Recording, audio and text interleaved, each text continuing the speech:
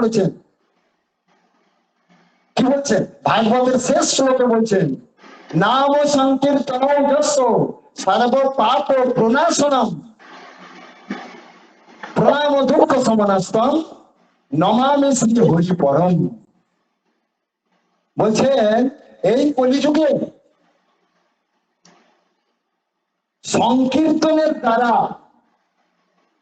যে সুকৃতি লাভ হয়, যে ভগবানের প্রেম বর্ধিত হয়, সেটা আপনি একা একা ঘরেতে সেই সাধন ভজন জপ তপ একা একা করলে সেই ফল লাভ হয় না। এই জন্যই তো ভাগবত কথা কীর্তন। কারণ আপনারা তো সকলেই বাড়িতে ভাগবত কথা কীর্তন তো করেনি, প্রত্যেক দিন তো আপনারা ভাগবত পাঠ করেন, করেন তো। তাহলে আর ভাগবত আসরে আসার কি দরকার? কি দরকার? কারণ বলছেন যে সংঘ শক্তি কলিযুগে, এই কলিযুগে সংঘ শক্তি বলবান।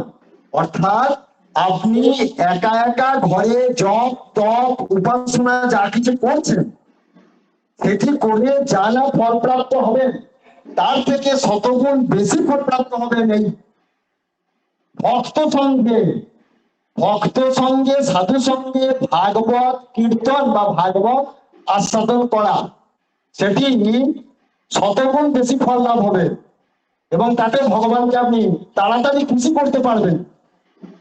বোঝা গেল? এই জন্যই মহাপ্রভু কলিযুগের মানুষের দুর্দশা দেখে তিনি এই ভাগবতের সংকীর্তনের ব্যবস্থা করেছেন, নামের সংকীর্তনের ব্যবস্থা করেছেন। সেই জন্য মহাপ্রভুকে বলা হয় সংকীর্তনায় পিতরাও, সংকীর্তনের পিতা।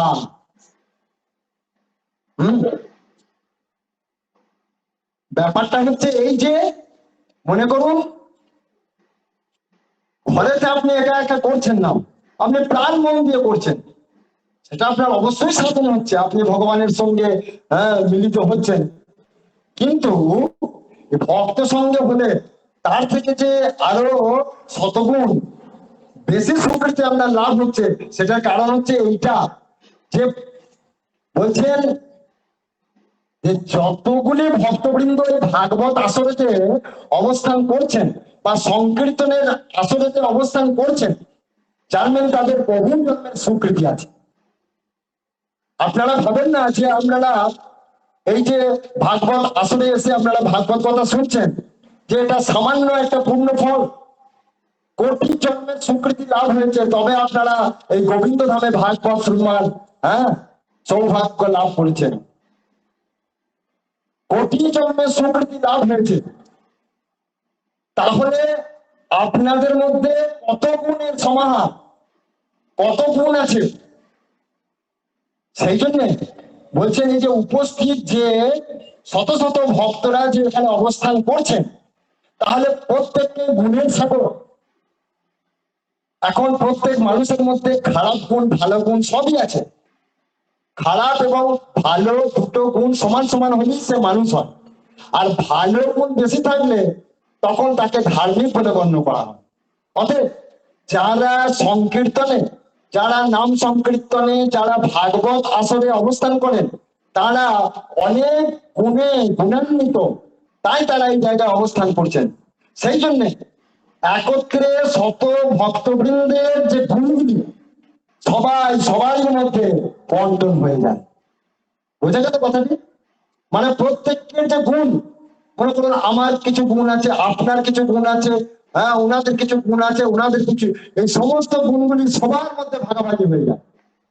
বুঝতে পারলেন? সবারই গুণগুলি সবার মধ্যে ভাগাভাগি হয়ে যাচ্ছে, সবারই গুণগুলি সবার মধ্যে মিলন হয়ে যাচ্ছে, যেটা আপনি ঘরে একা সেই গুণ লাভ করতে পারবেন না। মানে আর এক ভক্তের গুণ আপনার শরীরে প্রবেশ করছে, আর এক ভক্তের গুণ আর এক শরীরে প্রবেশ করছে। এই জন্য 100টা ভক্তের গুণ 100টা ভক্ত লাভ করছে, 100টা ভক্তের গুণ একটা ভক্ত লাভ করছে। বোঝা গেল কথাটা? বোঝা গেল? পরিষ্কার হয়েছে? মানে সবারই গুণগুলি সবাই লাভ করছে একসঙ্গে। বোঝা গেল? এইটাই সংকীর্তনের লাভ।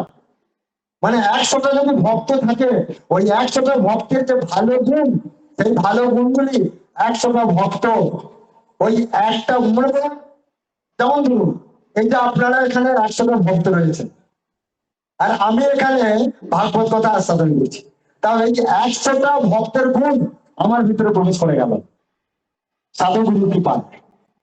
যেটা আমি যদি একা ঘরে বসে বসে যদি একা যদি আমি জব ধ্যান করি, সেই স্বীকৃতি আমার লাভ হবে না।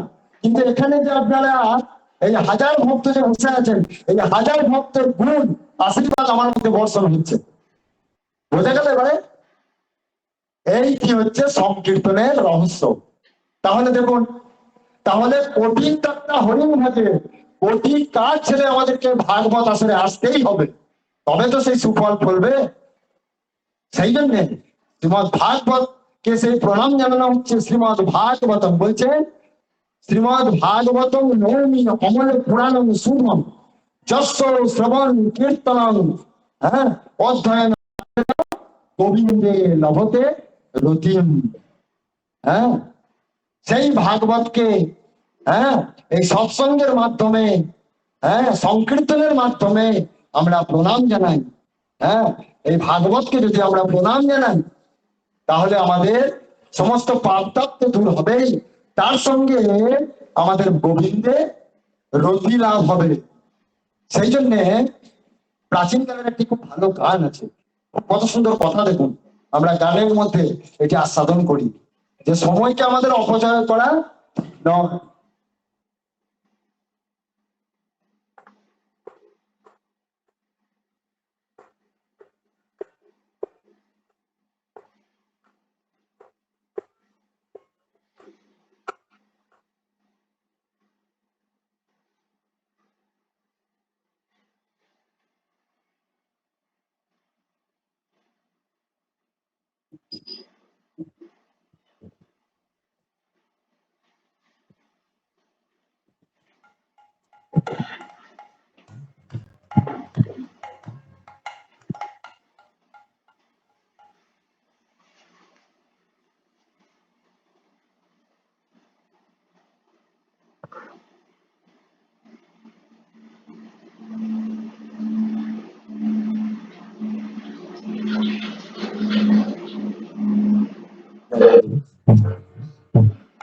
তাই সময়কে আমাদের সৎ ব্যবহার করতে হবে। সেই বহু প্রাচীন দিনের গান, এইসব গানগুলি আমাদের অজন সাধনকে বাড়িয়ে দেয়। কত সুন্দর কথা দেখুন এইসব গানে।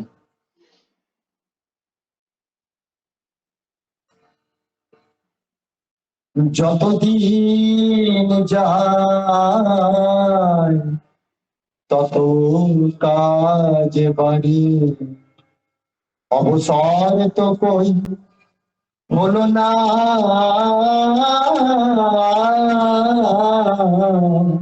যতদিন